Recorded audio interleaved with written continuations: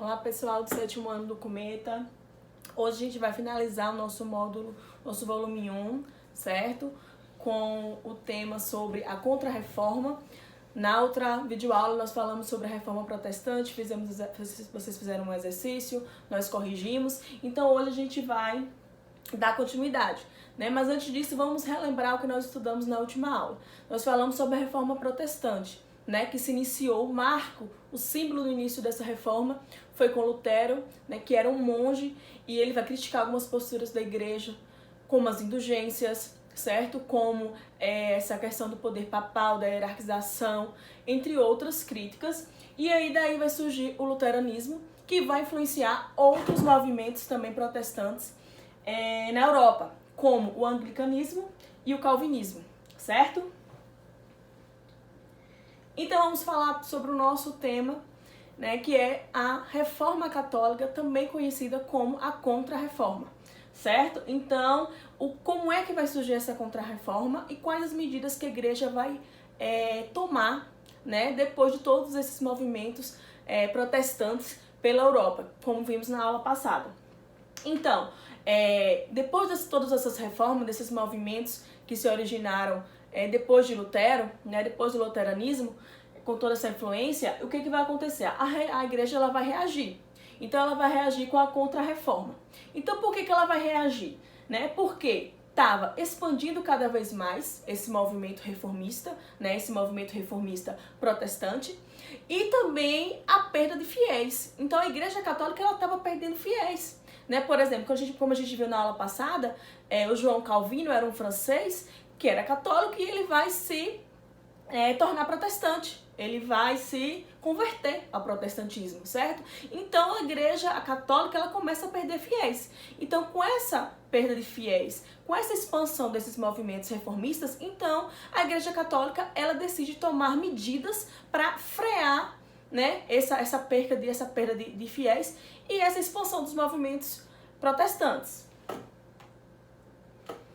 Então, né, o que a igreja fez? Ela vai se reunir numa cidade da Itália chamada de Trento, certo? Essa reunião vai ser chamada como Concílio de Trento. E o que vai determinar quais as medidas adotadas nessa reunião, vamos dizer assim. Então, primeiro, a salvação, né, vai ser baseada pela fé, mas também pelas obras, certo? A gente viu que nos outros movimentos protestantes, né, então um dos princípios era a salvação pela fé. A igreja católica também vai pregar a salvação pela fé, mas vai manter essa questão da salvação pelas obras. Então você tem que ser um bom fiel, né? Você tem que praticar obras de caridade, você tem que ajudar a igreja, então você tem que manter também essas boas obras, certo? Outra medida é a Eucaristia, certo? Eles também vão manter esses rituais da igreja, então batismo, a Eucaristia, o casamento, todos esses rituais da igreja católica também vão ser mantidas. Também vai ser mantida a autoridade do Papa e a hierarquização do clero, certo? Essa hierarquização da igreja ela vai continuar. O celibato dos padres também vai continuar. Nós vimos, né, que esses movimentos protestantes, eles vão abolir o celibato, mas a igreja católica ela vai manter essa medida. A Bíblia e a missa, elas vão continuar em latim. Nós também falamos sobre isso. Então, esses movimentos protestantes, eles vão abolir o latim e aí a missa e qualquer ritual teria que ser feito com a língua nacional. Né? Então, se o ritual é feito nos Estados Unidos, então tem que ser em inglês. Se for na França, em francês. Já, então, a Igreja Católica ela vai manter, né, tanto a missa como a Bíblia na linguagem do latim. A Igreja vai condenar as indulgências. Né? Nós vimos que um dos fatores que levou Lutero a escrever as 95 teses foram as indulgências que foram autorizadas pelo Papa Leão X, certo? Então, a igreja ela recua nesse sentido. Então ela vai condenar as indulgências a partir desse momento.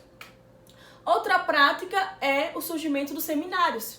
Né? Nós também falamos sobre isso, que alguns padres, né, o baixo clero, ele não era preparado, não estava preparado, então faziam o culto ali, rituais de qualquer maneira. Então vão ser criados seminários para os padres ficarem mais preparados, certo?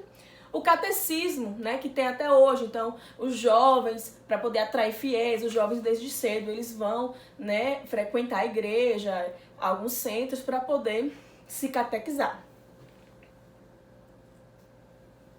Outra medida ainda, né, tomada pela igreja vai ser a reorganização do Santo Ofício, né?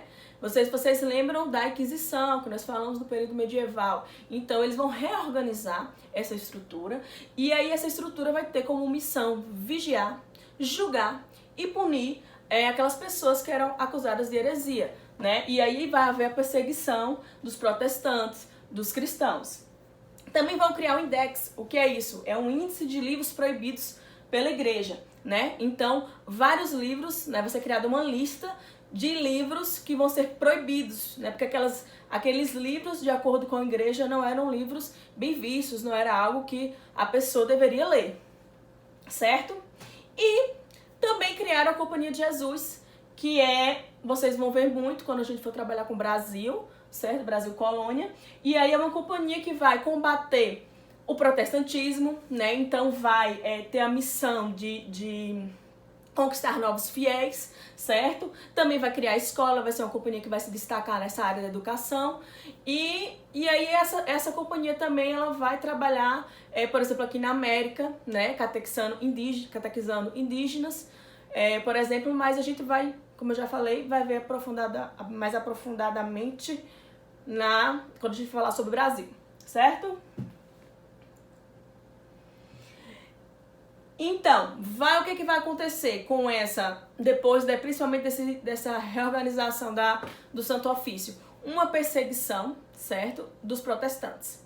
Principalmente porque a igreja ela vai manter ainda uma aliança com algumas monarquias. Então, a partir dessas alianças, o que vai acontecer? A igreja, né, ela vai ter essa aliança com as monarquias, e por exemplo, como a França, né? Então, na França vai ter um acontecimento, certo? Que vai ser chamada de a Noite de Bartolomeu, que ocorreu em 1572, certo? Então, nessa noite vai acontecer um massacre, porque vai acontecer um casamento entre um membro da nobreza, certo? Dos protestantes e um membro cristão. E aí o que vai acontecer, né? Os católicos eles vão se organizar e vão invadir essa festa de casamento e vários nobres protestantes eles vão ser assassinados. Então, vai ser um período em que milhares de pessoas de protestantes eles vão morrer por conta dessa perseguição.